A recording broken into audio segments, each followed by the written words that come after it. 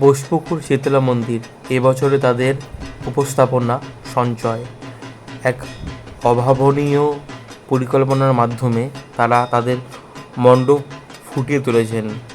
হ্যাঁ, আমরা যে সঞ্চয় বা লক্ষ্মীর ভাণ্ডার যেটা বলে থাকি, তার মাধ্যমেই তারা এই মণ্ডপটাকে সাজিয়ে তুলেছেন।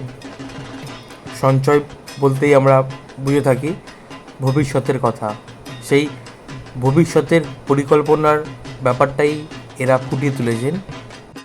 সঞ্চয়ের মাধ্যমে আগামী দিনের জীবনযাপনকে কীভাবে গড়ে তোলা যায়, অর্থনৈতিক যে বিষয়বস্তু রয়েছে সেই ব্যাপারগুলো আমাদের জীবনকে কীভাবে পরিচালনা করতে সাহায্য করে, সেই বিষয়বস্তু এখানে তারা তুলে ধরে।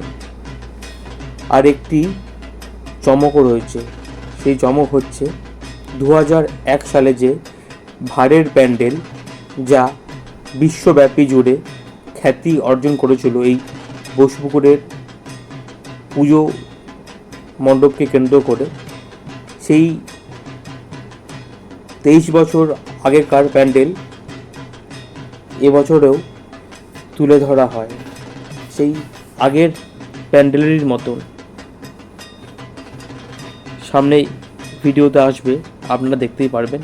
এছাড়া এনারা প্রতি বছর কত যে পুরস্কার পান, সেই ব্যাপারগুলোও এই মণ্ডপের মধ্যে সাজানো রয়েছে, যা আপনারা মণ্ডপ দর্শন করার সময় তা দেখতে পারবেন।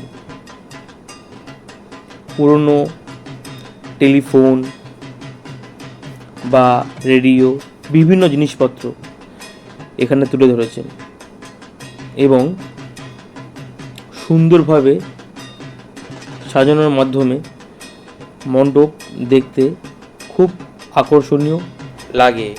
আর এখানে দুটি প্রতিমার ব্যবস্থা করা হয়েছে, একটি লক্ষ্মীর ভাণ্ডারকে কেন্দ্র করে আর অপরটি ভাঁড়ের প্যান্ডেলকে কেন্দ্র করে। অতুলনীয় লেগেছে আমার এই দুটি প্রতিমাকে যে উপস্থাপনা করা হয়েছে সেই বিষয়কে। যাই হোক, আপনারা এই মণ্ডপ দর্শন করে আসুন সপরিবার নিয়ে, আপনাদেরও ভালো লাগবে। এর লোকেশনটা হচ্ছে নতুন কসবা থানার পাশে যে পেট্রোল পাম্প রয়েছে তার উল্টো দিকে মেন রোডের একদম গায়েই এই মণ্ডপটি আপনারা দেখতে পারবেন। চলে যান সপরিবার নিয়ে। এবং এই ভিডিওটি যদি ভালো লাগে লাইক করুন, সাবস্ক্রাইব করুন আরও নতুন ভিডিও দেখার জন্য, এবং শেয়ার করে দিন আরও লোকজনদের দেখার জন্য। ধন্যবাদ আপনাদের সকলকে। আরও বিভিন্ন মণ্ডপ আপনাদের সামনে তুলে ধরার চেষ্টা করব।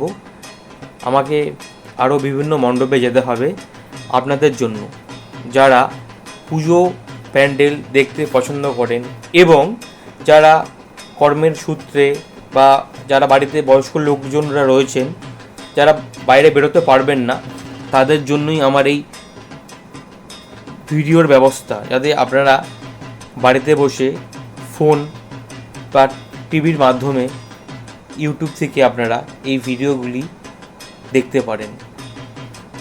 যাই হোক, দেখা হচ্ছে অন্য কোনো ভিডিওতে। বাই।